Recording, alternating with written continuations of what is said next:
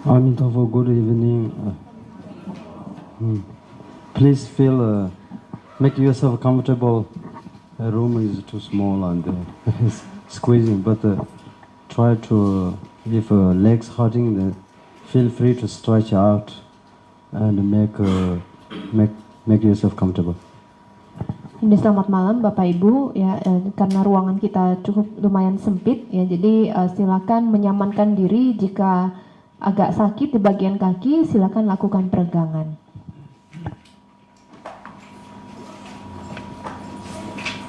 Then just we when read prayers on the four immeasurables, may all beings have happiness, and may all beings be happiness and causes of happiness, and may all beings be free from suffering and causes of suffering.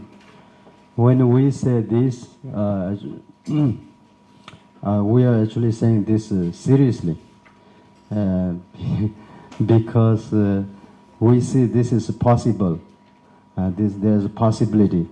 We're not just saying kind of like lip service, some kind of superficial, but we are saying this is seriously and sincerely, because all beings have Buddha nature, right?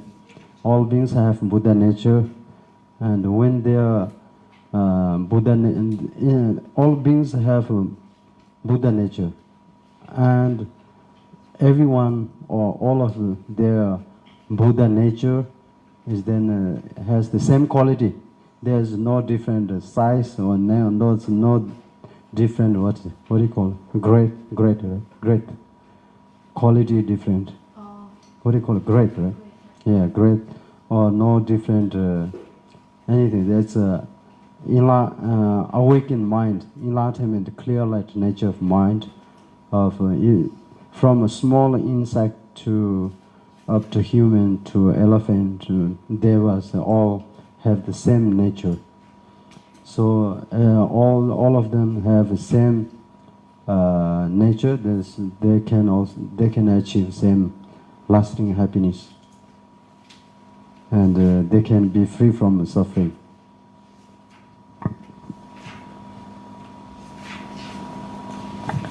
Baik, jadi tadi kita melafalkan doa 4 sifat tanpa batas, yaitu semoga semua makhluk memiliki kebahagiaan dan sebab-sebab kebahagiaan. Semoga semua makhluk memiliki terbebas dari penderitaan dan sebab-sebab penderitaan. Ketika kita melafalkan hal ini, ya kita benar-benar serius melafalkan hal ini, karena kita melihat adanya kesempatan yang sama, ya. Jadi kita bukan hanya mulut saja yang mengatakan hal demikian, tetapi juga kita mengatakannya dengan keseriusan dan juga sepenuh hati, karena kita sama-sama mengetahui bahwasannya semua makhluk memiliki sifat dasar kebuddhaan. Jadi sifat dasar kebuddhaan yang dimiliki oleh semua makhluk memiliki kualitas yang sama, tidak ada perbedaan tingkat. Jadi dari serangga kecil, manusia, gajah, dewa, dan yang lainnya memiliki sifat dasar yang sama. Karena memiliki sifat dasar yang sama inilah mereka bisa mencapai kebahagiaan sejati dan terbebas dari penderitaan. All beings have Buddha nature, or they have enlightenment nature, or their ultimate nature is the same. But still, if they still their nature is the true ultimate nature is the same, but then they have this temporary obscurations. Some has thicker, some has a little bit of partly purified, and some of them utterly purified. So utterly purified is we call awakened, enlightened Buddhas, and partially purified is then the Arhats and Bodhisattvas, and so on beings on a path, the way to progress and the way to enlightenment, they are partially purified. Yeah. sometimes we Jadi explain semua four, makhluk ya sejatinya four memiliki result, sifat dasar yang sama.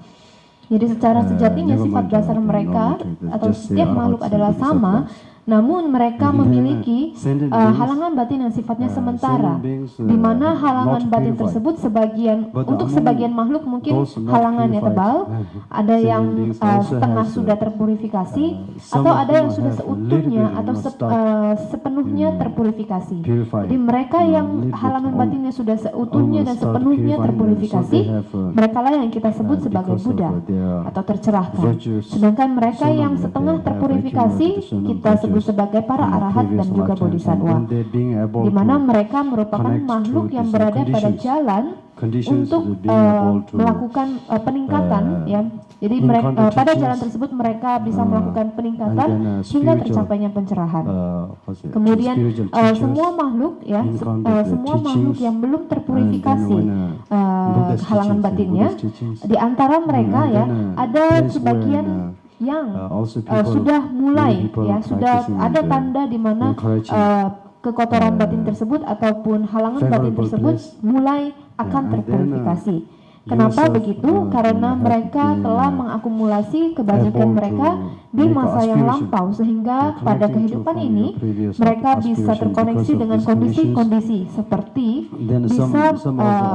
bisa belajar ya ajaran Buddha, ya bertemu dengan guru-guru spiritual, juga bisa berkumpul bersama orang-orang yang juga melakukan latihan dan lahir di tempat yang sesuai.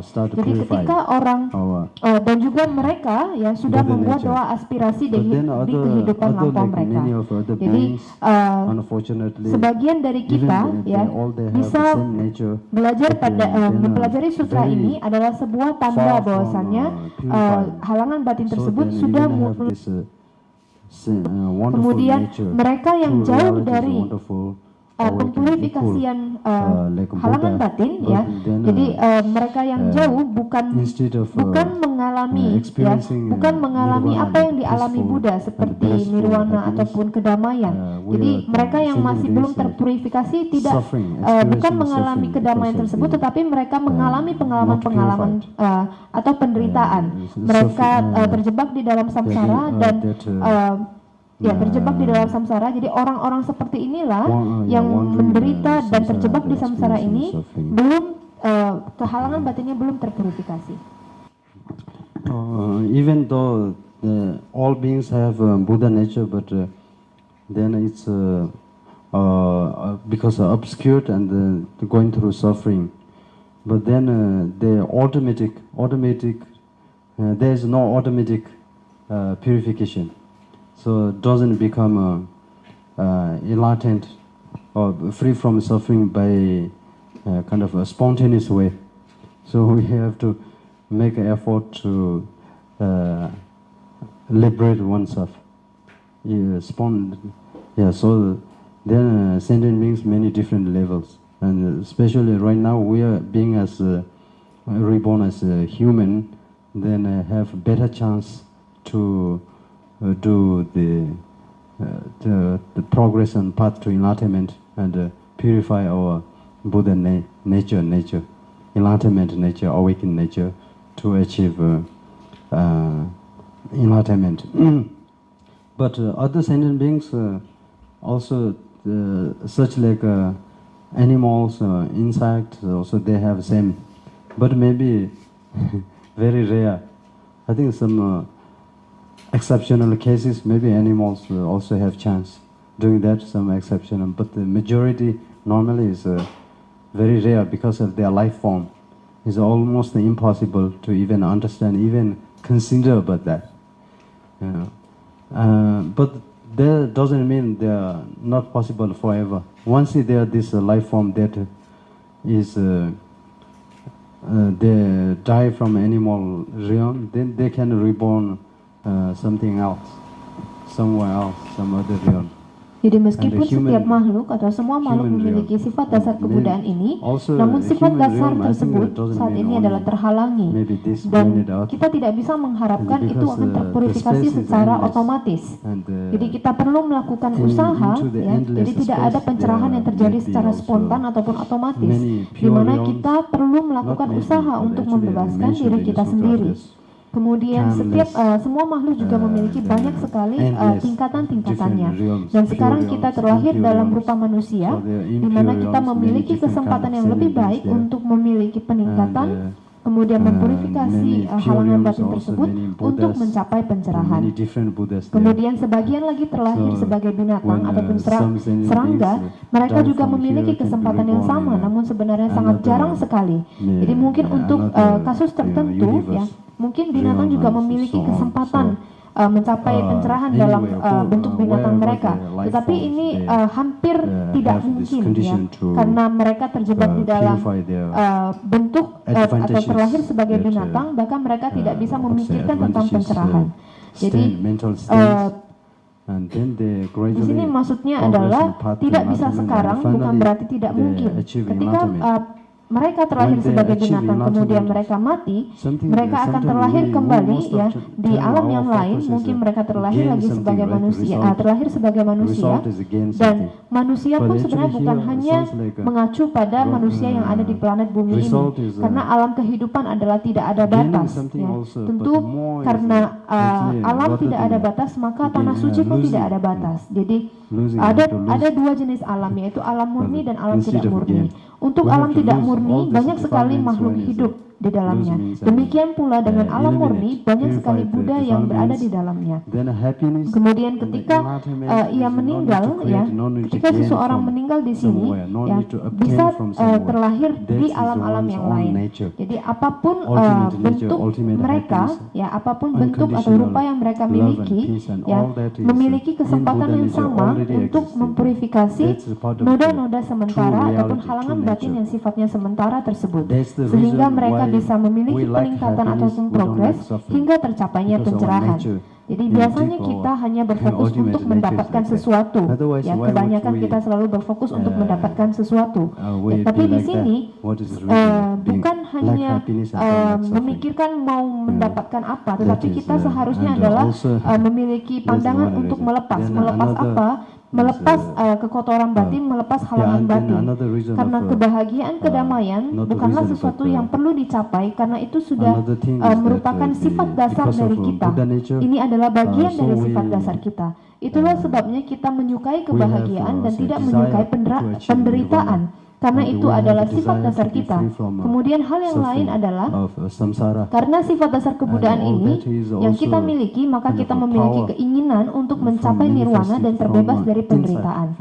Jadi itu semua adalah kekuatan manifestasi dari sifat dasar kebuddhaan yang sudah kita miliki. Later there will be 10 different examples who explain how Buddha nature is hidden within each sentient beings. It's like sentient beings have this ultimate happiness and awakened nature within themselves, but then still going through all that unnecessary sufferings. Jadi di dalam sutra ini akan disampaikan melalui 10 contoh yang berbeda bagaimana sebenarnya sifat dasar ini sudah berada di dalam setiap makhluk. Jadi setiap makhluk memiliki sifat dasar ini di dalam diri mereka, namun karena ketidaktahuan mereka menderita karena hal yang tidak perlu. Jadi salah satu contohnya adalah seorang pria yang menderita karena kelaparan, ya, miskin kemudian kelaparan, namun sebenarnya di bawah tanah rumahnya sendiri ya ada harta karun yang berharga, namun karena beliau tidak mengetahui hal ini, tidak mengetahui adanya harta karun, oleh sebab itulah beliau menderita. Jadi sama seperti, ya, kita sudah memasuki ajaran Buddha, ya, ini sama seperti kita mendapatkan instruksi untuk mendapatkan harta karun. Jadi setelah seorang mendapatkan harta karun di tangannya, maka tidak ada lagi kelaparan. Jadi harta karun tersebut bukan datang dari luar, namun sebenarnya harta karun itu tersimpan di bawah tanah rumah sendiri. Then all Buddhist practices and especially meditation is to realize or to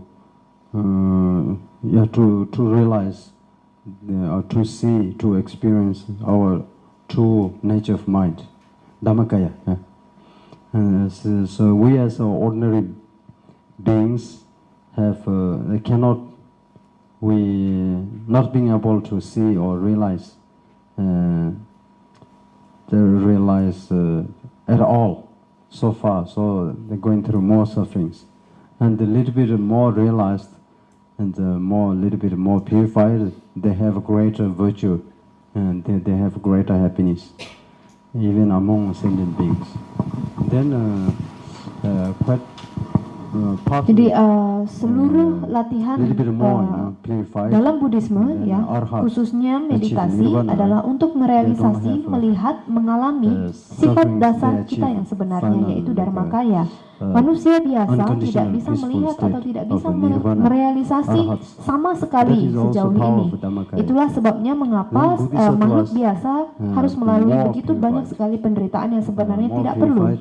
Kemudian ketika sifat dasar itu sedikit bisa direalisasi, dilihat ataupun dirasakan, dialami, maka akan mengalami kebahagiaan yang lebih di antara makhluk biasa lainnya. Sedangkan bagi mereka yang telah mempurifikasi setengahnya, yaitu disebut sebagai arahat, mereka tidak lagi menderita, mereka berdiam atau mereka mengalami kedamaian yang tanpa syarat, dan para bodhisattva yang lebih terpurifikasi lagi sifat dasarnya, ya, maka ada 10 level atau 10 tingkatan dari bodhisattva.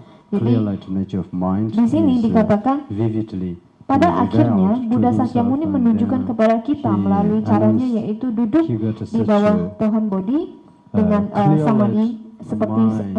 samadhi seperti wajra, kemudian pada momen-momen terakhirnya, ya, halangan batin yang lebih halus, yang paling halus terlenyapkan, kemudian beliau mencapai pencerahan sempurna. Jadi sifat dasar itu setelah beliau menghancurkan kekotoran batinnya, sifat dasarnya terungkap.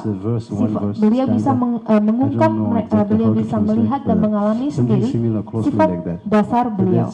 Kemudian beliau mendapatkan batin terang bercahaya, ya, kilau batin, kemudian merealisasi sesuatu. Dan kemudian Sang Buddha sempat berpikir bahwasannya meskipun beliau, ya, jika beliau ingin mencoba berbagi atau mengajarkan hal ini kepada semua makhluk, mungkin semua makhluk tidak akan mengerti.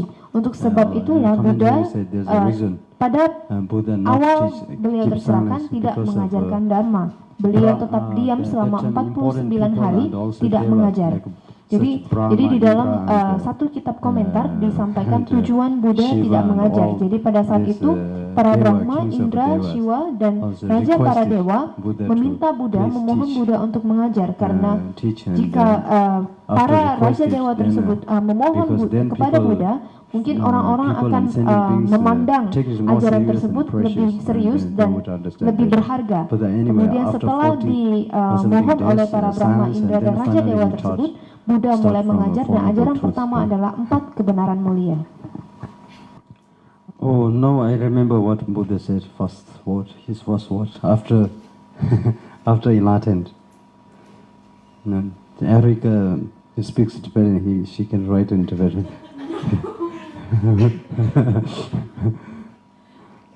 Sabji dodo wasandamashi dizitabu cheshi dagi nye sulate sulate kowa menjurwe mama nandanyiti nepercha, like that. Now translate.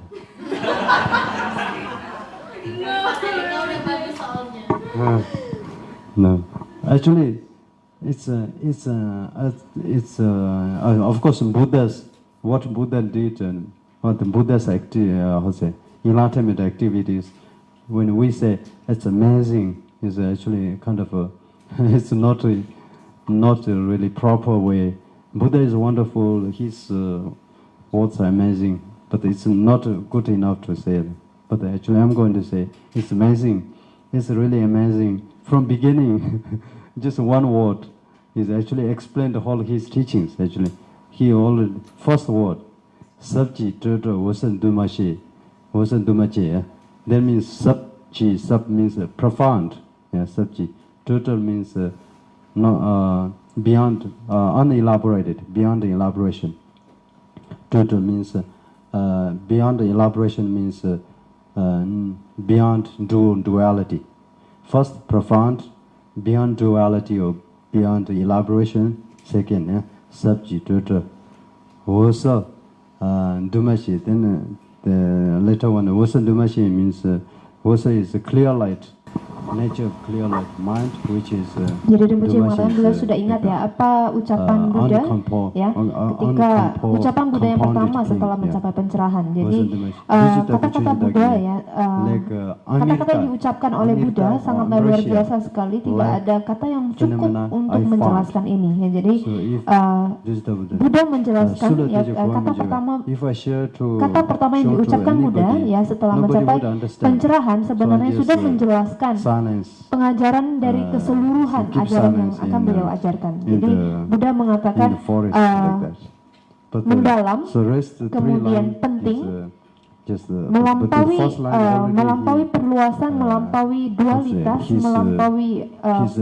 melampaui dualitas, kemudian sifat dasar batin yang kilau bercahaya. Ya, karena batin yang kilau bercahaya ini bukanlah hal-hal yang terbentuk dari materi. Bagai amrita, ya, bagai amrita fenomena ini saya temukan. Jika saya menunjukkannya kepada setiap orang, tidak ada orang yang akan mengerti, maka lebih baik saya tetap berdiam di dalam hutan. Jadi inilah yang Buddha katakan. Jadi yang pertama Buddha mengatakan mendalam. Jadi mendalam ini mengacu kepada 4 kebenaran mulia. Jadi kebenaran mulia ini ya tentu sangat sulit sekali untuk kita pahami ya. Kemudian Buddha juga mengatakan yang kata yang kedua adalah melampaui perluasan, melampaui dualitas. Di sini maksudnya adalah kesempurnaan dari kebijaksanaan ataupun prajna paramita. Kemudian yang ketiga, sifat dasar batin yang berkilau bercahaya ini mengacu kepada sifat dasar kebuddhaan. Jadi sebenarnya kata-kata tersebut yang mengacu kepada 3 siklus ajaran Buddha, di mana siklus pertama adalah 4 kebenaran mulia, siklus kedua adalah prajna paramita, kemudian siklus ketiga adalah sifat dasar kebuddhaan. Bahkan dari kata pertama sudah menjelaskan ketiga siklus tersebut, yaitu mendalam. Jadi ini maksudnya.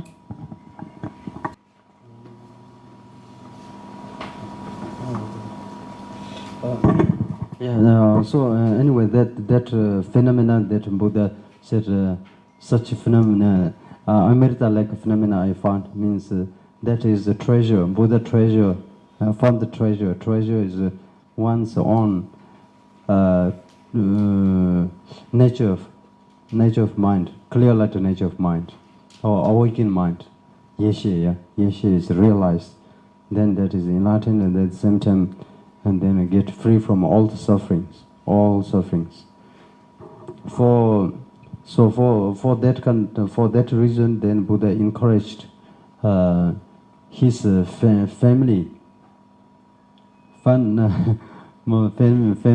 and including his family, so many people then gradually followed Buddha to then find same thing, their treasure, to realize clear light nature of mind. Anyway, we are today talking about the soul. We learn a little bit about. Jadi Buddha mengatakan ya fenomena ini bagai amrita, yang dimaksudkan adalah bagai harta karun. Jadi harta karun ini mengacu kepada sifat dasar batin yang kilau bercahaya atau pengetahuan kebijaksanaan yeshe dan batin yang tercerahkan. Jadi batin yang tercerahkan terbebas dari segala penderitaan. Sehingga Buddha menganjurkan, menyemangati banyak orang, termasuk keluarganya sendiri secara bertahap mengikuti Buddha untuk menemukan harta karun tersebut atau untuk merealisasi atau melihat, mengalami sifat dasar batin. Kemudian kita mempelajari tentang sifat dasar batin yang terbagi menjadi 3 fase. Yang pertama adalah fase tidak terpurifikasi, kemudian yang kedua adalah setengah terpurifikasi, dan fase yang ketiga adalah seutuhnya ataupun sepenuhnya terpurifikasi. Jadi tadi alasannya kenapa Rinpoche bertanya tentang cuaca. Jadi terkadang ya kita melihat ya di langit ya ada sebagian tempat yang begitu gelap. Sebagian tempat mungkin banjir hujan, sedangkan di bagian yang lainnya begitu panas ya, begitu bukan panas begitu terang ya, cerah ya, cerah, begitu cerah. Kemudian langit terbagi, kita anggap langit terbagi menjadi 3 bagian. Jadi satu bagian langit di mana begitu gelap, kemudian banyak sekali petir ya ataupun badai. Kemudian di satu bagian lagi ya banyak sekali ini awan ya, namun tidak segelap yang pertama. Ya, jadi bagian ini hanya berawan.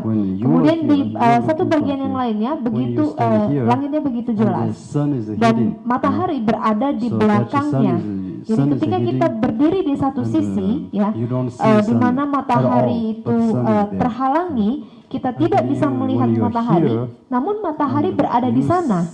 Ada sedikit cahaya yang kemudian matahari itu menjadi lebih jelas. Jadi ini disebut sebagai ada 3 fase. Jadi yang fase pertama saya bingung. Sebenarnya fase yang pertama ketika langit itu gelap itu disebut yang tidak terpurifikasi. Kemudian fase yang kedua kan setengah terpurifikasi. Diilustrasikan langit yang berawan, tidak sepenuhnya gelap, hanya banyak awan. Kemudian di fase yang ketiga di langit yang jelas ya, yang begitu jelas cerah ini adalah fase yang ketiga, yaitu yang sepenuhnya tercerahkan, seutuhnya tercerahkan. Jadi apakah di antara ketiga tempat tersebut, langit yang berbeda tersebut, apakah awan mataharinya tidak sama? Tidak, mataharinya tetaplah sama ya, mataharinya tetaplah sama, namun kita yang melihat, pandangan kita ya, karena matahari ini terhalangi, matahari terhalangi oleh halangan-halangan batin, makanya kita tidak bisa melihat matahari secara sempurna. Namun apakah matahari memiliki kekotoran atau halangan? Tidak, matahari sebenarnya tidak memiliki halangan apapun.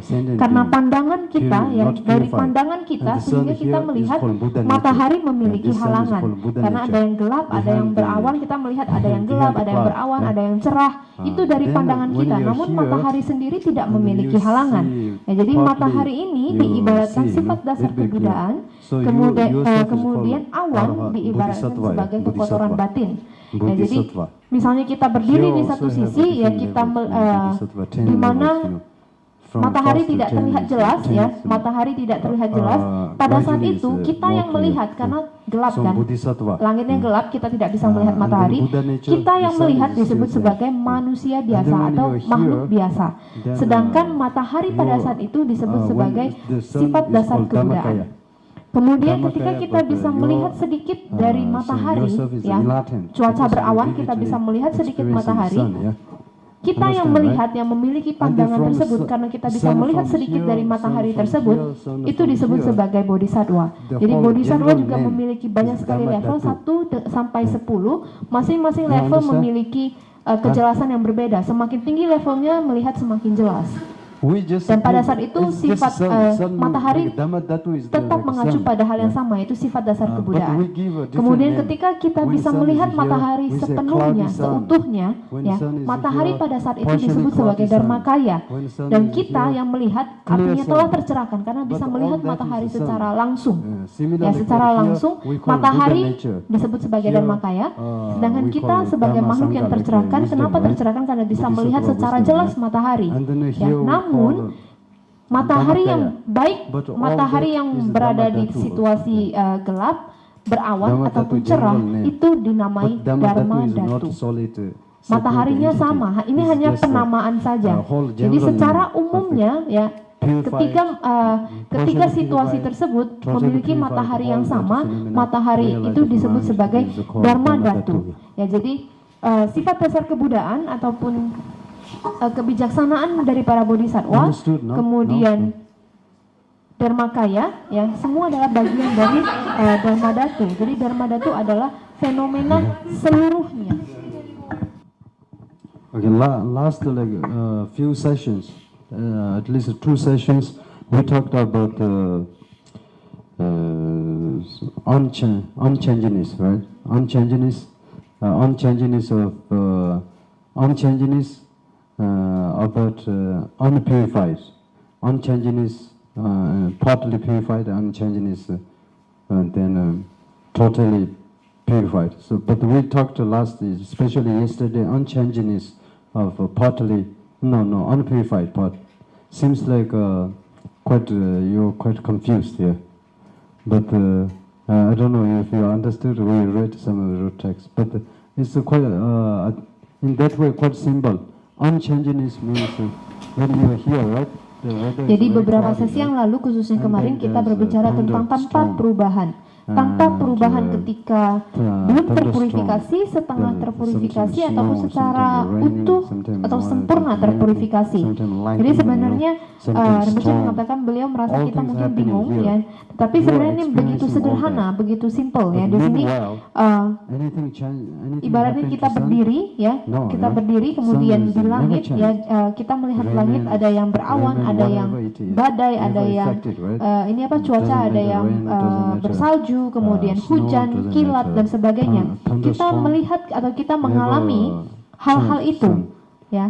Namun apakah matahari terkena dampak dari cuaca tersebut? Tidak.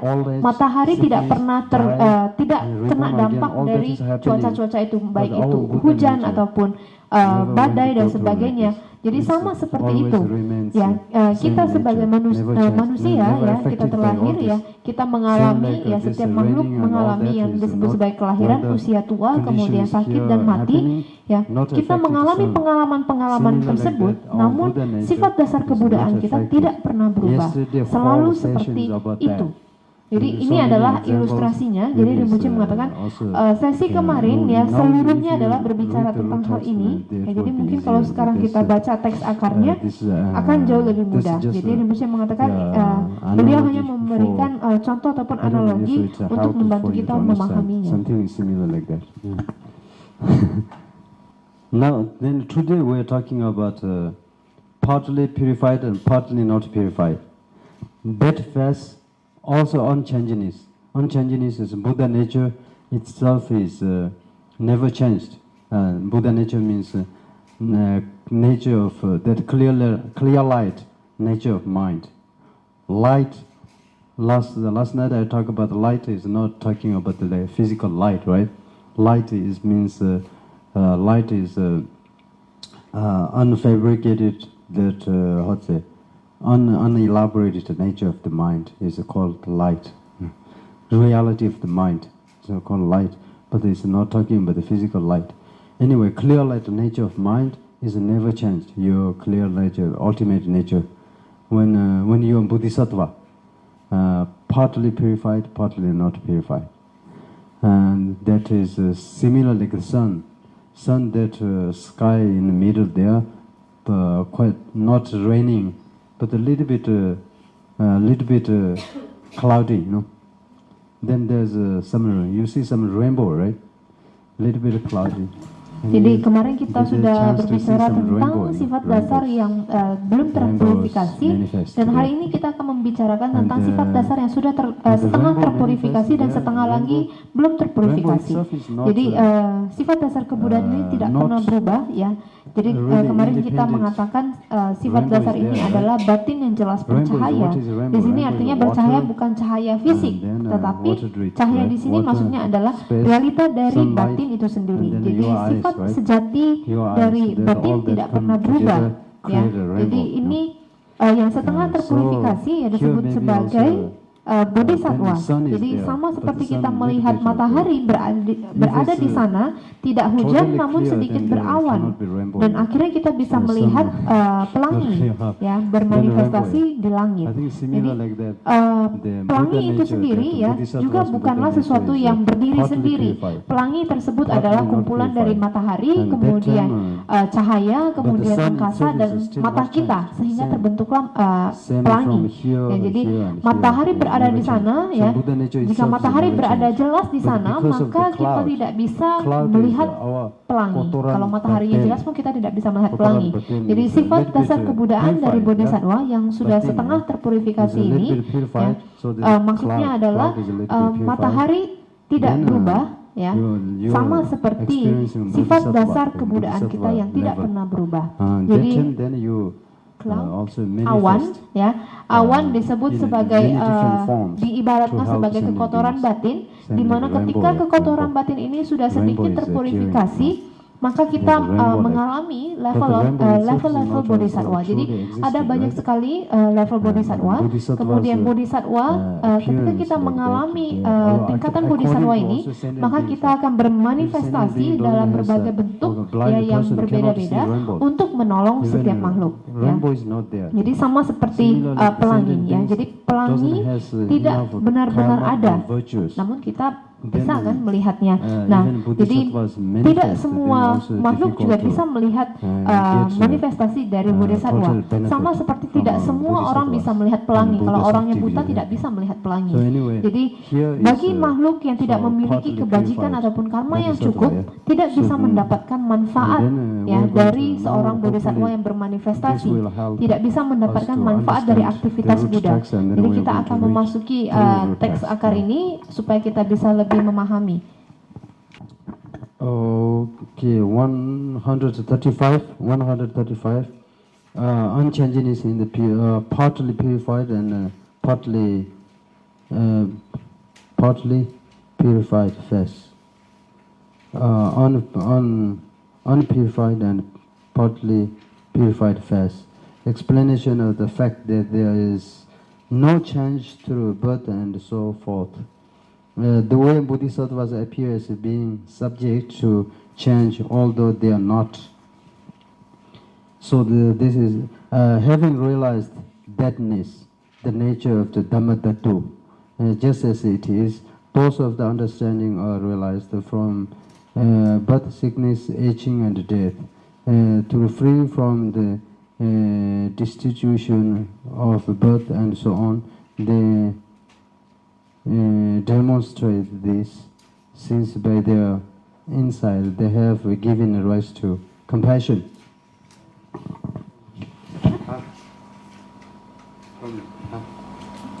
I'm sorry, what?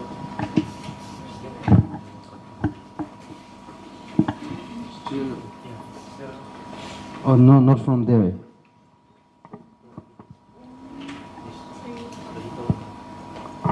Oh. Summary. Not to 135. Summary the way distinction takes place. When? Huh? Oh, okay. Sorry. Thank you. Yeah. 4 beings. Yeah, 4 beings. Yeah, okay. Oh no, never mind. Excuse me. It's not for you. No, your book is different, right? Yeah, so page number is different. Yeah, so it's not for you. Then I suppose to translate or There's nothing to translate. okay, then go on. Anyway, this is the root text. Root text, most of you have book, but what's it mean, like a kind of commentary, you can read slowly later, yeah? So the main point is here, bodhisattvas, their true nature, clear light nature of mind, Buddha nature is never changed anything. But since bodhisattvas realized suchness, thatness, or means they realized the nature of mind quite clear, then because of that, they don't have to go through suffering. So bodhisattvas reached here, right? The cloud is less.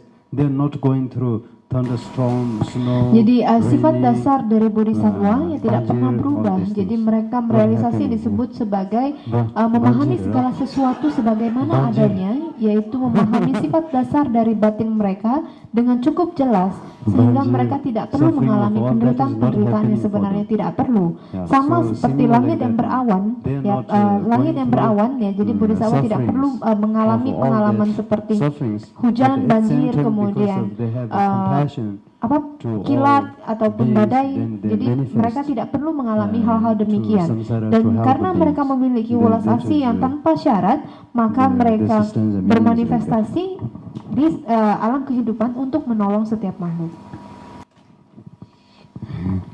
Uttaratantra already have so many Jadi di analogies. Uttaratantra Then sudah I banyak sekali analogi-analogi, extra tapi Rinpoche analogies, menambahkan including analogi banjir lain and ya, all this. ditambah banjir dan yang lain-lain. Okay, now then on page 136, the stanza continue following stanzas is Jadi di sini kita furthermore membahas about that first stanza we kita read. membahas yang halaman 136 di mana merupakan penjelasan yang lebih mendetail dari ayat yang sebelumnya. Di sini maksudnya adalah penjelasan tentang bodhisattva ya yang tidak mengalami penderitaan meskipun terlahir di samsara. Jadi isi ayatnya adalah ia yang mulia di sini mengacu yang mulia, yang Arya, yang mengacu kepada bodhisattva, memberantas penderitaan karena kematian, kemudian sakit, usia tua, hingga akarnya, di mana ini semua merupakan atau terlahir disebabkan oleh karma dan kekotoran mental atau kekotoran batin. Di sini maka karena ini sudah diberantas, tidak ada lagi sebab dan tidak ada lagi hasilnya atau akibatnya. Jadi di sini maksudnya adalah bodhisattva telah memberantas kekotoran batin dan karma. Ini adalah sebab dari semuanya ya, maka ketika sebab ini sudah diberantas maka tidak ada lagi akibatnya. Jadi sangat tidak mungkin memiliki akibat jika tidak memiliki sebab. Ini maksudnya. Jadi para bodhisattva yang terlahir di samsara, mereka terlahir karena aspirasi yang mereka buat untuk menolong setiap makhluk hidup. Next verse continue explains more. Yeah, furthermore, why they reborn in samsara. Then there's. Jadi isi stanza yang selanjutnya menjelaskan tentang bagaimana mereka muncul ya sebagai subjek dari welas asih mereka. Jadi karena isi ayatnya adalah ketika karena mereka ya sejak mereka atau dikarenakan mereka telah melihat realita sebagai apa adanya, sebagaimana adanya, mereka melampaui terlahir dan sebagainya. Namun ya mereka merupakan perwujudan dari welas asih itu sendiri. Jadi kelahiran, usia tua, kemudian kematian dan sakit merupakan tampilan dari mereka. Jadi yang dimaksudkan di sini adalah karena para bodhisattva telah melihat kekotoran batin, ya, kemudian mereka menghilangkan kekotoran batin tersebut, maka mereka sebenarnya tidak mengalami penderitaan-penderitaan yang seperti lahir, usia tua, kemudian mati. Ya, dan mereka terlahir di samsara ya karena welas asih mereka yang begitu besar. Jadi tentu saja ketika seorang bodhisattva terlahir, mereka akan mengalami sifat ini secara alami, yaitu kalau ada lahir maka akan ada sakit, kemudian usia tua, kemudian kematian. Namun ini semua adalah tampilan belaka. Mereka tidak benar-benar mengalami penderitaan seperti yang manusia biasa alami. Okay. When I say a word in Indonesian, so everybody is very excited. It's like a baby saying his first word. Well done, well done. So rejoice. I feel like I'm the baby, you know. Rinpoche mengatakan ya ketika kita mendengar Rinpoche berkata bahasa Indonesia ya. Jadi kita seperti ini melihat bayi yang mengucapkan kata pertamanya ya, kita bagus ya. Jadi Rinpoche mengatakan beliau merasa seperti bayi. If on a baby, baby said, jadi sama ya, seperti mungkin kita akan terkaget-kaget ya jika kita mendengar seorang bayi mengeluarkan kata pertamanya adalah Om Mani Padme Hum. Kita akan merasa bayi ini sangat hebat sekali. Jadi sama seperti ketika kita mendengar Rinpoche bisa mengatakan kekotoran batin dengan begitu jelas ya, kita sama seperti melihat seorang bayi yang mengeluarkan kata pertamanya adalah Om Mani Padme Hum. The next 137, the second, that middle stanza, yeah. This is now this general explanation above, and now particular. Jadi ayat selanjutnya adalah identifikasi kualitas-kualitas dari pewaris Buddha yang berdiam di 10 tingkat bodhisattva. Jadi kualitas dari seorang bodhisattva yang membangkitkan bodhicitta. Jadi di sini isi ayatnya adalah setelah pewaris dari Buddha yang merealisasi kondisi ataupun keadaan yang tidak berubah atau tanpa perubahan, mereka yang terbutakan oleh kekotoran batin melihat mereka sebagai terlahir dan sebagainya. Jadi penglihatan seperti itu yang muncul adalah sangat luar biasa sekali ketika mereka mencapai ladang dari kemuliaan atau ladang dari pengalaman kemuliaan. Mereka menampakkan diri mereka sebagai ladang dari manusia biasa atau makhluk biasa. Di sini karena daya upaya dan belas asih dari kawan, dari teman-teman, setiap makhluk adalah begitu hebat. They show themselves as the fields of the experiences of the children. Children means ordinary beings. Hence means and the compassion of the friends of the being are supreme. The Bodhisattvas become the best friends or God. Jadi di sini maksudnya daya upaya dan welas asih seorang teman adalah yang terbaik. Jadi bodhisattva adalah teman terbaik. Jadi biasanya teman-teman kita yang kita miliki kehidupan dunia biasa ini kan Bekong tidak berguna juga lah. Bu aneh hoi dong. Tidak banyak gunanya, jangan bilang nggak berguna juga. Then join, follow. When Wang is habis. Jadi waktu ada uang ya, orang-orang atau teman-teman mengikuti. Tapi begitu uangnya habis, nggak ada teman lagi.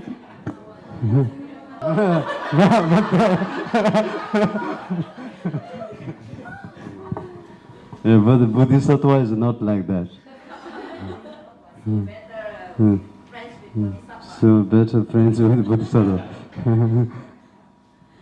Okay, that's what it means here. And then next is that's the first bhumi, Bodhisattva on first bhumi.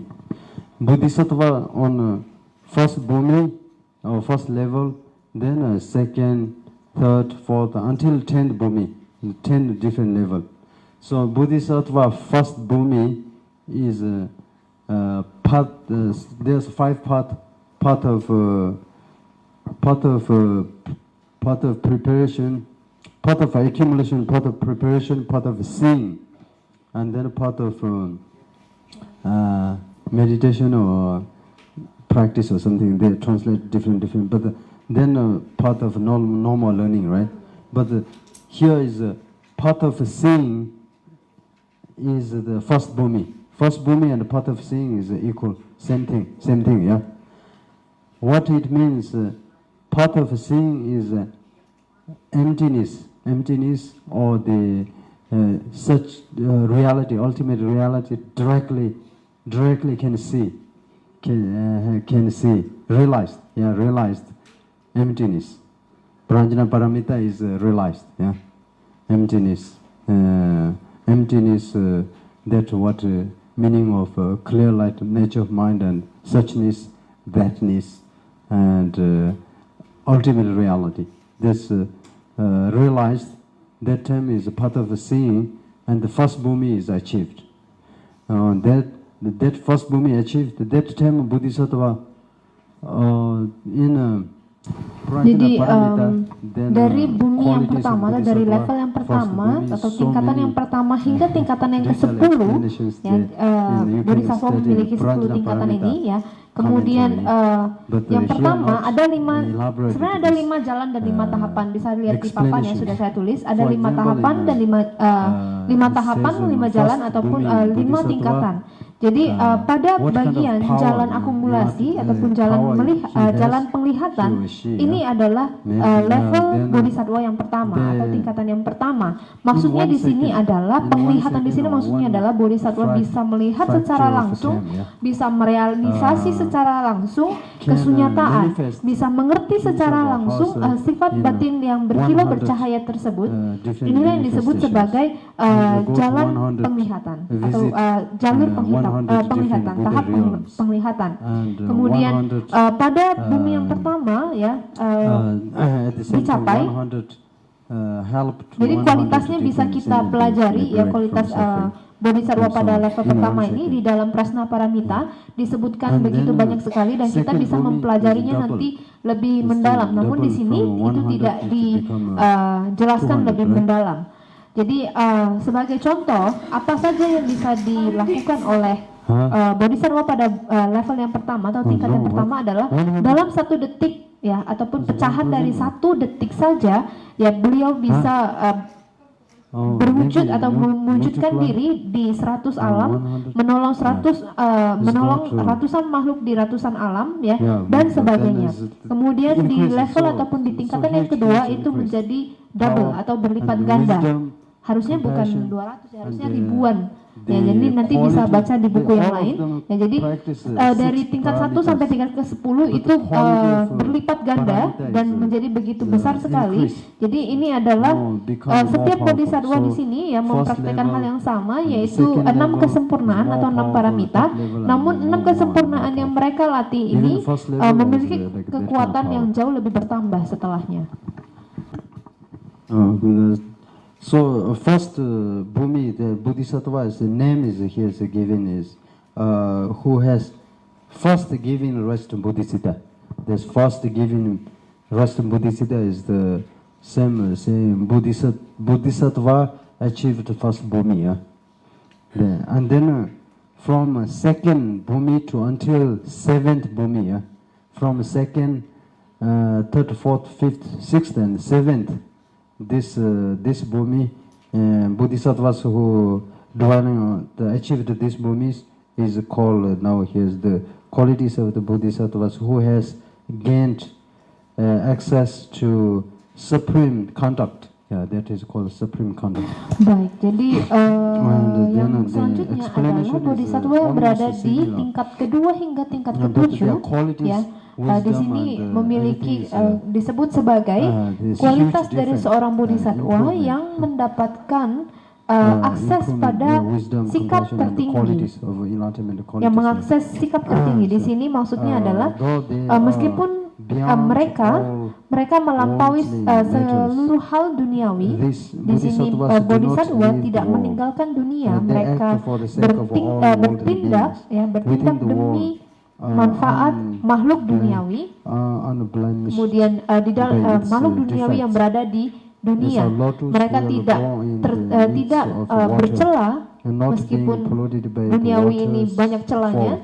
Kemudian mirip sebagai sebuah teratai yang akan tumbuh ya di air tanpa terpolusi atau tercemar oleh kekotoran atau air yang kotor. Jadi ia yang mulia lahir di dunia namun tidak tercemar oleh fenomena duniawi. Jadi maksudnya di sini adalah seorang bodhisattva memiliki kebijaksanaan, welas asih dan kualitas yang sangat meningkat pada level atau tingkat kedua hingga ke-7. Jadi secara bertahap Latihan first is keenam level paramita 100, mereka jauh lebih then the mendalam, second would kemudian be like kebijaksanaan mereka juga jauh lebih mendalam, dan perbedaannya langsung terlihat begitu besar sekali. Jadi secara umum juga menolong makhluk dalam jumlah yang jauh lebih besar dan semakin besar. Mungkin pada level pertama ya hanya menolong ratusan, kemudian level selanjutnya ribuan, kemudian puluh ribuan, kemudian jutaan, miliaran, dan nomornya atau angkanya semakin meningkat. Jadi ini diilustrasikan ataupun dicontohkan sebagai bunga teratai ya. Bunga teratai yang tumbuh di lumpur namun tidak tertutupi oleh lumpur, sama seperti bodhisattva yang terlahir di samsara namun tidak bercelah atau tidak terkena atau tidak tercemar oleh cacat samsara. After this, bodhisattva who obtained level 8 and 9, the qualities of the bodhisattva who has attained the level of non-returning. Jadi untuk tadi kan dari level kedua hingga ke-7, sekarang level yang ke-8 ya, tingkat ke-8 hingga ke tingkat yang ke-9 atau bumi yang ke-9. Di sini disebut sebagai kualitas bodhisattva yang sudah mencapai tingkatan tidak kembali lagi. Jadi di sini ya penjelasannya adalah melihat pencapaian dari tugas mereka, mereka mengerti, mereka selalu mengerti bagai nyala api, mereka selalu beristirahat atau mengistirahatkan dalam keseimbangan meditasi mereka yang merupakan kedamaian. Jadi di sini maksudnya adalah bodhisattva memiliki pengertian kebijaksanaan yang bagai nyala api. Jadi aktivitas para bodhisattva juga jauh semakin hebat, dan mereka meski demikian mereka tidak pernah meninggalkan stabilitas kondisi meditatif mereka, yaitu kedamaian. Mereka selalu berdiam dalam kedamaian. The next is the qualities of bodhisattva who has reached the last birth. Who has reached the last birth? That bodhisattva is Jadi yang selanjutnya adalah kualitas dari bodhisattva yang telah mencapai kelahiran terakhir. Di sini mengacu kepada bodhisattva yang berdiam di tingkat ke-10 atau bumi ke-10. Jadi isi ayatnya adalah karena kekuatan dari doa aspirasi, jadi prayers di situ artinya doa aspirasi yang lampau, dan mereka telah terbebas dari segala konsep, maka mereka tidak menggunakan usaha yang dibuat-buat untuk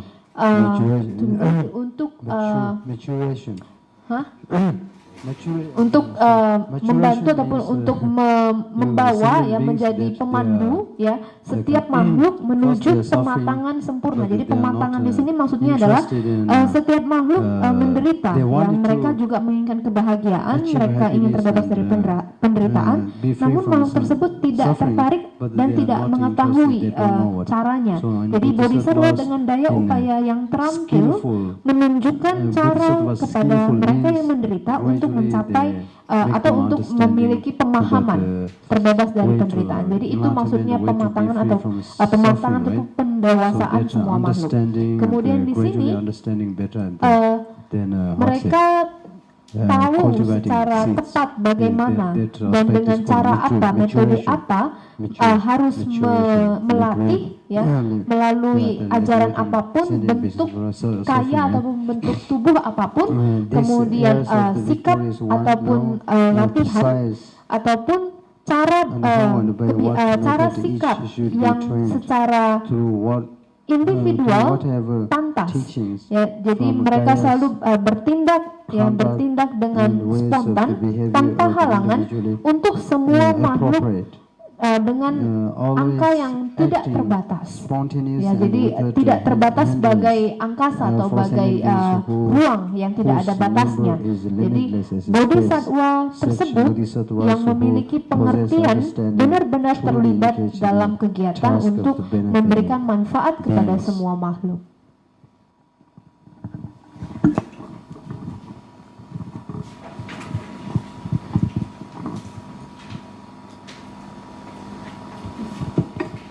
Okay, now on 140, this stanza is explaining that bodhisattvas remaining on 10th bhumi, bodhisattvas achieved 10th bhumi, they are benefiting sentient beings is equal to Buddha. Buddha himself, Buddha and Bodhisattva and 10th level, benefiting others, sentient beings is equal. They have same power. But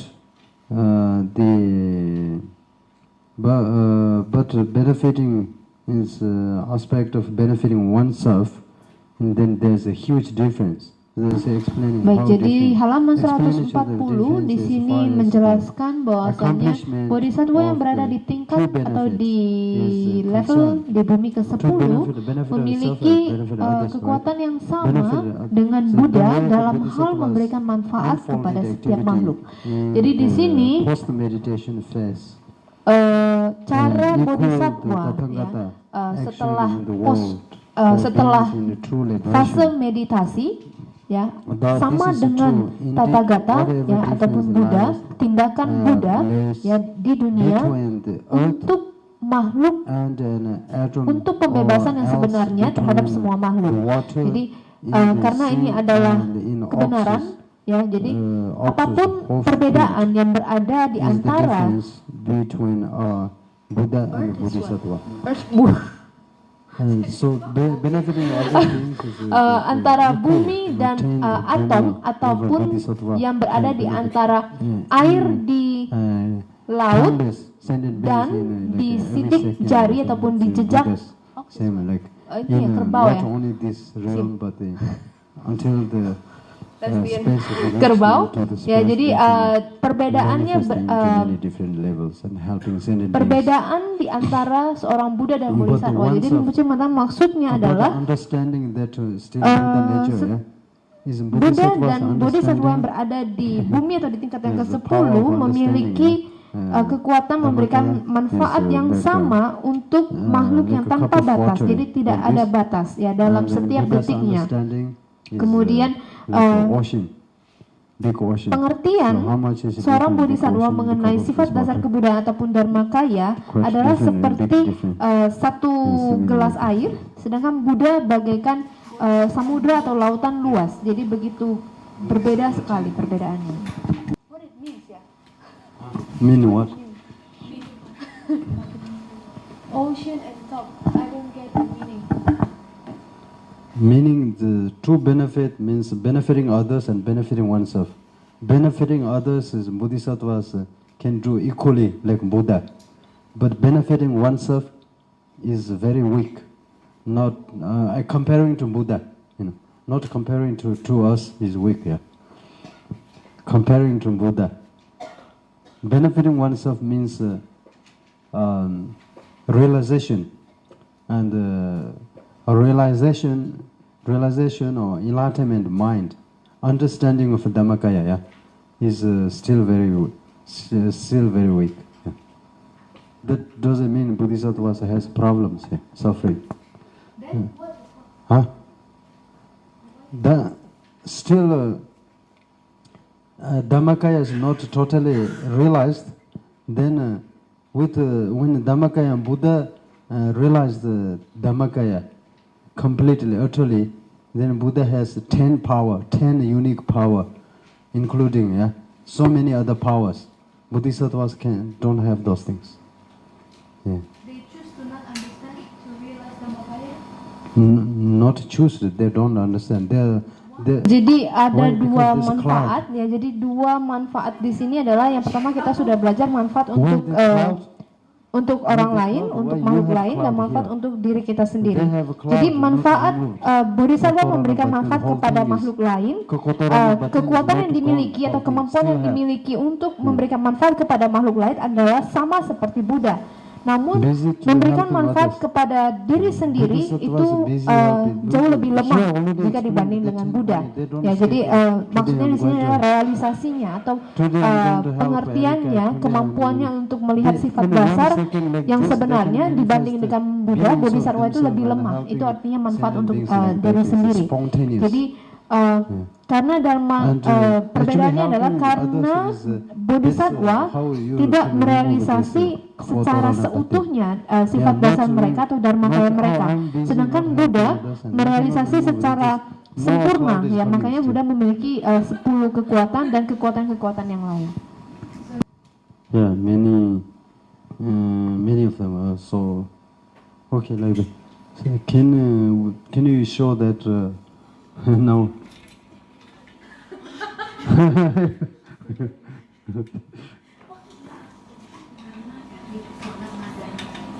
Okay, so these are the 10 bumi over there, yeah? Jadi di sini sudah tertulis 10 bumi dan 5 tahapan atau jalan. Names of 10 bumi and 5 path. Jadi di sini sudah ditulis 5 jalur atau 5 tahapan atau 5 jalan. Ya di sini ada jalan pengakumulasian, jalan penyatuan atau persiapan, kemudian jalan penglihatan, jalan meditasi, dan jalan tiada lagi pembelajaran. Jadi kita pada saat ini berada pada jalan akumulasi, kemudian akumulasi apa, yaitu akumulasi kebajikan dan pengetahuan kebijaksanaan. Kemudian jika kita melakukan latihan kita dengan baik, maka kita masuk dalam tahap atau jalan persiapan. Setelah itu memasuki jalan penglihatan, ini adalah bumi ataupun tingkat bodhisattva yang pertama. Kemudian dari tingkat dari bumi yang kedua hingga bumi yang ke-10 atau tingkat yang pertama, tingkat kedua hingga tingkat ke-10 disebut sebagai jalan ataupun jalur meditasi. Kemudian pada ujungnya adalah disebut sebagai jalan atau jalur tiada lagi pembelajaran. Jadi pada jalur yang tiada lagi pembelajaran artinya kita sudah tiba di tujuan. Maybe it's more accurate. Jadi yang jalur yang keempat bisa dikatakan sebagai jalur latihan ya, ataupun maksudnya lebih akurat kalau kita menyebutnya jalur latihan dibanding jalur atau jalan meditasi. Jadi kita sedang membicarakan atau sedang membahas tentang sifat dasar yang setengah sudah terpurifikasi dan setengah lagi belum, maka itu adalah bodhisattva, yang di dalamnya sudah termasuk 5 jalur dan 10 tingkatan yang sudah berada di depan Bapak Ibu.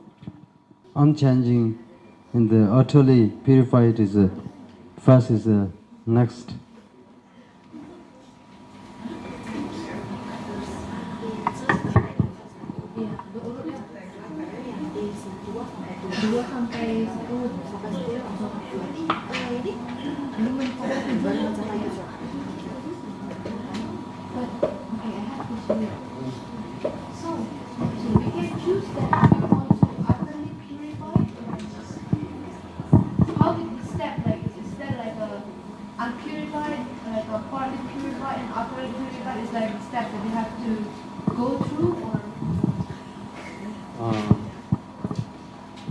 First, remember we are talking about the Buddha nature, and Buddha nature explained in 10 points, and 10 points of result from essence, cause, result, fruit, and so on. Then right now we are on the 9th point, that unchanging, yeah, 9th or 10th? 9th point, unchanging. So unchanging Buddha nature. What it means, Buddha nature is unchanging. Unchanging, when is unpurified phase is unchanging, that I explained yesterday. When partly purified, partly not purified phase, also unchanging, that I explained today. And then utterly purified phase is also unchanging, that is here next session of the Buddha's time. So here is saying. Jadi saya tadi bertanya, apakah level ini maksudnya yang setengah terpurifikasi, belum terpurifikasi dan sepenuhnya terpurifikasi memang tahap yang harus dilewati? Apakah memang aikoi?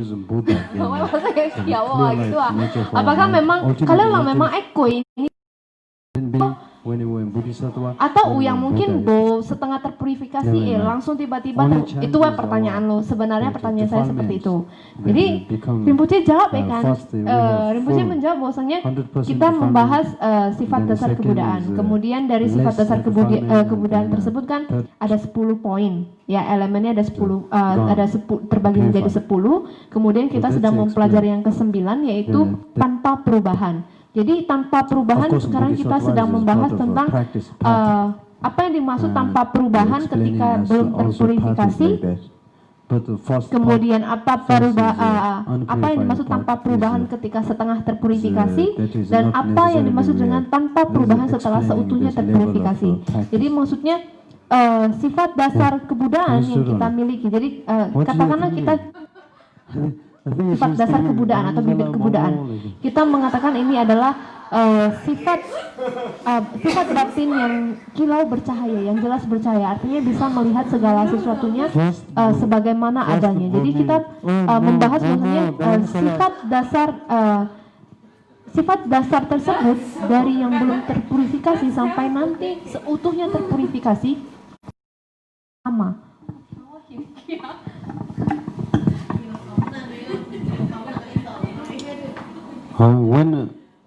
When you are here, it's very important for you to understand there is a sun behind of this cloud. Even when you are going through so much rain, thunderstorm, banjir, everything, still there's a understanding there is a sun.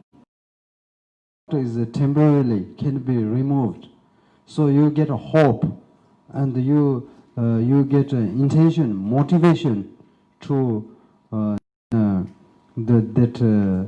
how say and then see sun, or like that. So from here, important to understand the reality. There is a cloud. That's why there's thunderstorms. That's why you are going through all these thunderstorms and problems. But there is a sun behind. There is not affected by all this cloud and all the thunderstorm. So that is important for you when you are here to understand that. That is not. That is something to understand. That is not practicing. You not even have practiced. You have totally everything here. All the cloud is intact. And then when you get this motivation, actually then you move. You move to here. Meskipun kita berdiri melihat langit yang gelap, yang harus kita pahami adalah di balik langit yang gelap tersebut ada matahari, sehingga kita mendapatkan harapan, memiliki tekad, mendapatkan motivasi untuk melenyapkan atau menghilangkan awan, sehingga kita bisa melihat matahari. Jadi karena realitanya sebenarnya adalah namun realitanya kita terhalangi oleh awan, kemudian ada badai, hujan dan sebagainya. Namun kita harus mengerti realitanya bahwasanya matahari tidak terkontaminasi oleh hal-hal yang seperti itu. Dan ini adalah hal yang penting untuk dipahami. Jadi ini tidaklah atau bukan berarti sebagai level dalam latihan. Namun di sini adalah ketika kita mendapatkan motivasi ataupun harapan, kita yang tadinya berdiri di langit yang gelap, akhirnya kita berpindah ataupun kita bisa bergerak menuju langit yang sebagian berawan. Jadi ada langit yang sebagian berawan, sebagian jelas, sehingga kita bisa merasakan pengalaman dekat dengan matahari, namun belum 100% bisa melihat dengan jelas. Matahari tidak nampak jelas 100% kepada kita. Pada tahap berdiri di langit yang sebagian berawan ini, kita artinya berada dalam 5 jalur dan 10 tahapan.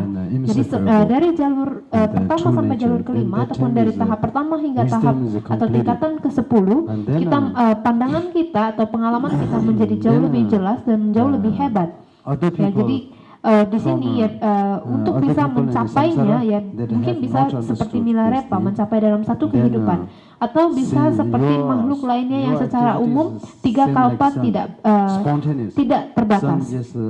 Jadi 3 kalpa tanpa batas ini tidak sebanding dengan awal yang tidak berawal. Jadi hingga pada akhirnya kita bisa melihat matahari dengan jelas, artinya kebijaksanaan sudah sempurna atau lengkap. Jadi orang lain yang berada di samsara yang tidak mengerti, mereka melihat matahari yang muncul secara spontan. Sebenarnya matahari itu memberikan banyak sekali manfaat, bersinar, mungkin vitamin D dan sebagainya. Namun orang yang tidak mengerti, mereka pergi keluar rumah atau mereka tidak pernah keluar rumah. Begitu mereka keluar dari rumah, mereka pergi dengan payung, maka mereka tidak bisa mendapatkan manfaat-manfaat dari matahari. Dan matahari bukan saja memberikan vitamin D ataupun bersinar, tapi juga matahari ini menyediakan segalanya. Ya, jadi matahari juga tidak berencana hari ini mau menyinari siapa, besok mau menyinari siapa. Jadi matahari tidak pernah membuat rencana seperti itu. Jadi ketika kita meraih Dharma kaya atau pencerahan, ya, aktivitas yang bisa kita jalani atau yang bisa kita lakukan adalah tanpa batas. So from beginning right now, if we understood that we all have this sun like that Buddha nature, true nature, clear light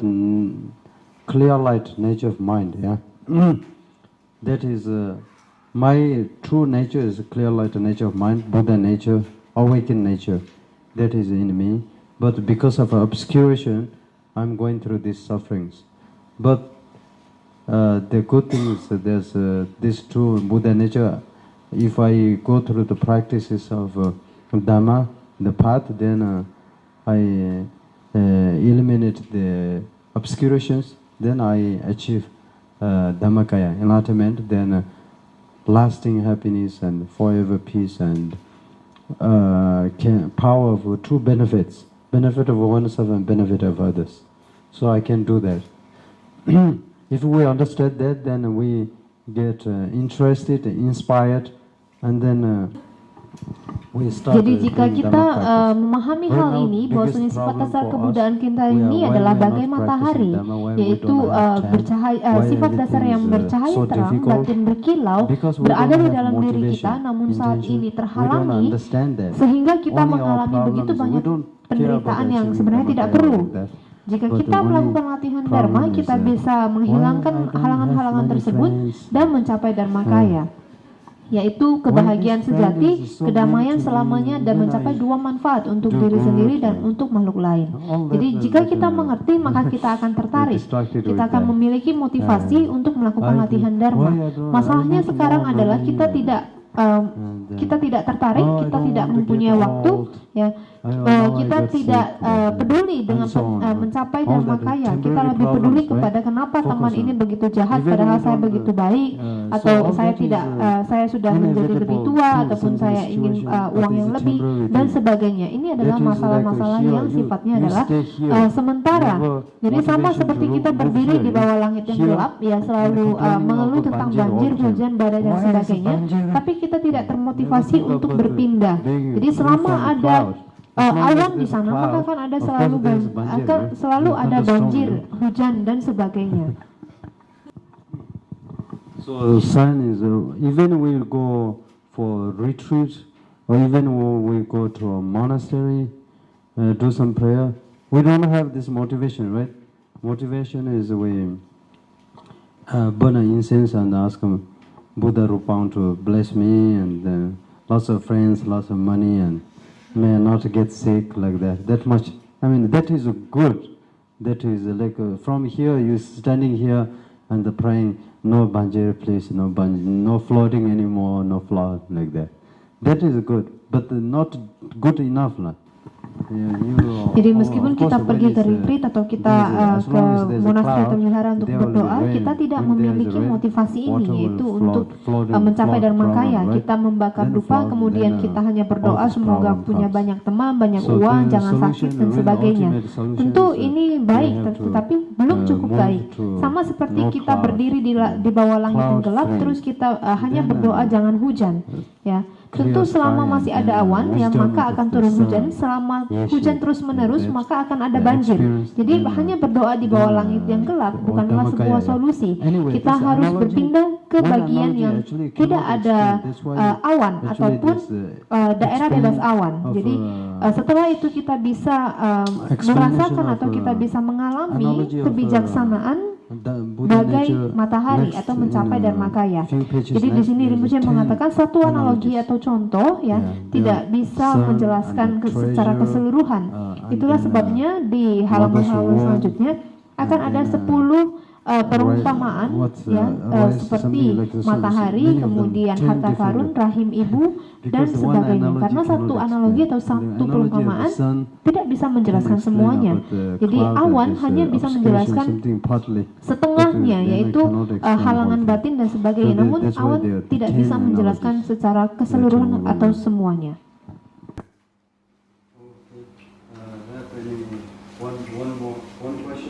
Ada pertanyaan satu. Oh,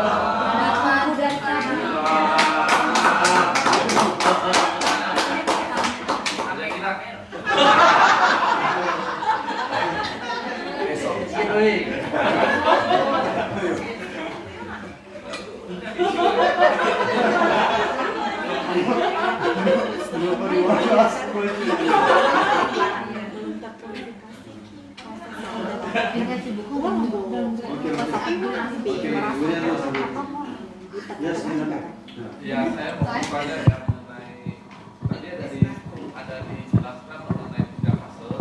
Ami. Ya, mengenai fase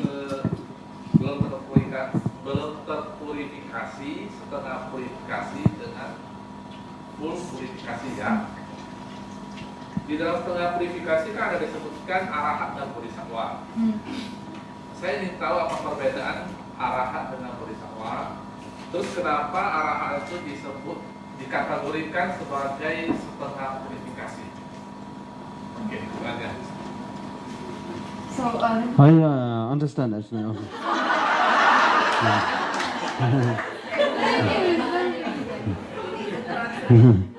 Oh, okay. No, all Vedantos just spoke Indian and English. He said Arhat, Bodhisattva, 3 fast. Then that's all. That's no Indonesian. And the purification, you know. On this the Arhats and so Arhat achieving nirvana is also part of power of Dhammakaya, being partially purified of Dhammakaya. But then Arhat achieved nirvana, but then according to this Mahayana Sutras, or according to that Dhammakaya, achieving Dhammakaya, Arhat nirvana. Jadi pertanyaannya Pak Samyaka Sambuddha, nirvana is achieved. Pak Wiryanto ya. Kita belajar 3 fase, yaitu fase belum terpurifikasi, sudah terpurifikasi, dan setengah terpurifikasi. Jadi arahat dan bodhisattva kategori setengah terpurifikasi. Kenapa? Pertanyaannya adalah kenapa arahat masuk ke dalam kategori setengah terpurifikasi ini? Jadi jawaban dari Rinpoche adalah arahat mencapai nirwana, ya, dan pencapaian nirwana tersebut adalah bagian dari Dharmakaya. Itulah sebabnya kenapa setengah terpurifikasi. Namun pencapaian nirwana yang dicapai oleh arahat, menurut pengajaran Mahayana atau Dharmakaya di sini, arahat yang nirwana yang dicapai oleh arahat bukanlah arahat yang samyak sambuddha atau Buddha yang pencerahan sempurna. Jadi di sini para arahat yang mencapai nirwana mereka ini adalah kondisi ataupun satu bidang kedamaian yang berdiam dalam kedamaian. Tentu saja ini masih perjalanan panjang untuk mencapai pemurnian yang seutuhnya. Jadi bahkan dikatakan di dalam Mahayana, arahat ini arahat ini masih di bawah dari bumi yang pertama, ya bodhisattva yang berada di bumi pertama. Jadi para arahat ini masih harus melalui 10 tingkatan atau 10 bumi ini hingga mencapai Dharmakaya. Kemudian Dharmakaya dari Buddha, ya Dharmakaya Buddha di sini adalah tidak berdiam di nirwana maupun samsara. Jadi nanti di bagian selanjutnya, di bab yang selanjutnya akan dijelaskan bahwasanya Buddha adalah nirwana yang sebenarnya. Jadi nirwana yang dicapai oleh para arahat hanya membebaskan mereka dari samsara, namun bukan nirwana yang sebenarnya.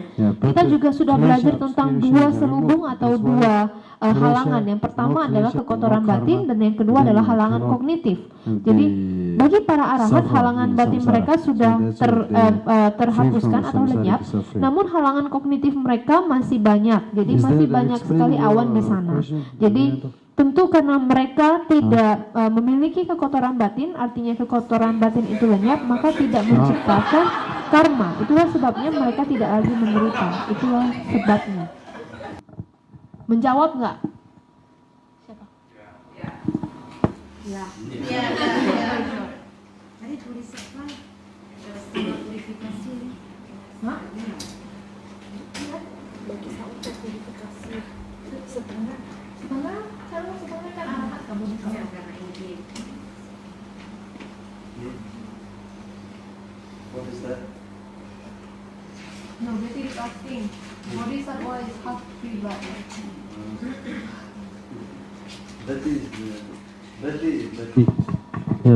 Betty is asking a local question. Her question is not international. So I don't have to answer it. Okay, then finish for today. Thank you.